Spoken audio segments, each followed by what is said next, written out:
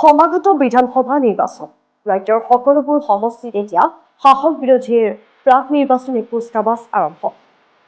এই ব্যতিক্ৰম নহয় 23 নং চেঙা বিধানসভা সমষ্টিৰ।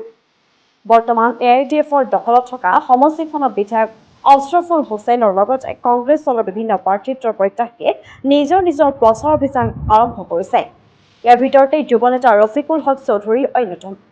সমষ্টিৰ পুনৰ নিৰ্ধাৰণৰ ফলতেই পুৰণি বাঘবৰ সমষ্টিখন বিলুপ্ত হৈ পুৰণি চেঙা সমষ্টিৰ ভালেকেইখন গাঁও পঞ্চায়তৰ সৈতে সংলগ্ন হৈ গঠন হৈছে নতুন 23 নং চেঙা বিধানসভা সমষ্টি। সমষ্টিখনত ইতিমধ্যে বৰ্তমানৰ বিধায়ক আশৰাফুল হুছেইনৰ পূৰ্বৰ গণভিত্তিক হেৰুৱাই পেলোৱা পৰিলক্ষিত হৈছে।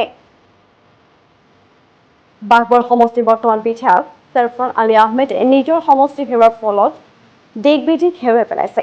উল্লেখনীয় যে নিজৰ দলৰ লগত কৰি অহা প্ৰতাৰণাৰ নিজকে সৰ্বজ্ঞানী বুলি ভবা বিধায়কজনক এইবাৰ এশিকনি দিবলৈ ৰাজ্যৰ লগতে কংগ্ৰেছ দলেও নতুন প্ৰাৰ্থীত্ব সন্ধান কৰি থকা বুলিও সমষ্টিখনৰ ৰাইজৰ মাজত চৰ্চা চলিছে। কোন হ'ব কংগ্ৰেছ দলৰ নতুন মুখ্য, সেয়া সময়ত হ'ব লক্ষণীয়। ইতিমধ্যে ভালেকেইজন নতুন নতুন প্ৰাৰ্থীয়ে কংগ্ৰেছ দলৰ প্ৰাৰ্থীত্ব বিচাৰি নিজৰ নিজৰ প্ৰচাৰ অভিযান চলাই অহা পৰিলক্ষিত হৈছে। ইয়াৰ ভিতৰতে যুৱনেতা ৰফিকুল হক চৌধুৰীৰ প্ৰচাৰ শীৰ্ষত থকা পৰিলক্ষিত হৈছে। ইতিমধ্যে যুৱনেতা ৰফিকুল হক চৌধুৰীৰ সমষ্টিখনৰ চুকে কোণে ৰাজ্যৰ মাজত গৈ কংগ্ৰেছ দলৰ প্ৰচাৰ কৰি থকা দেখা গৈছে। পূৰ্বৰে পৰা যথেষ্ট গণভিত্তিক থকা সহজ সৰল শিক্ষিত সাহসী যুৱনেতাজনক ইতিমধ্যে ৰাইজে বিপুল সঁহাৰি জনোৱা পৰিলক্ষিত হৈছে।